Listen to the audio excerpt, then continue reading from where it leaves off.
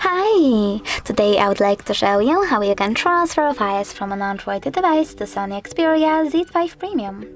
First of all, go into Play Store on both of them, tap on the search bars and type in Send Anywhere. Now install this free app from this developer. Then open it.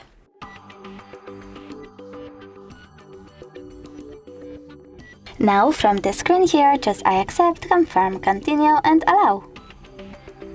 Now you need to select Send on an Android and Receive on SONY. Then tap on all of those type of dots and choose Send. This way you will select all of those files and transfer them later on. It will take a long time though, so I will go with only one file. Choose Send and tap on Got it. As you can see from here, we have two connection ways. We can scan QR code by tapping on the scanning icon on SONY, selecting Allow in the pop-up and pointing our device's camera at the code. But we can also just input this key here and tap on Receive.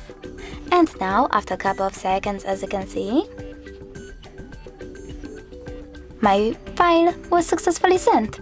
Thanks so much for watching. If you enjoyed this video, leave a like, comment and subscribe. Bye!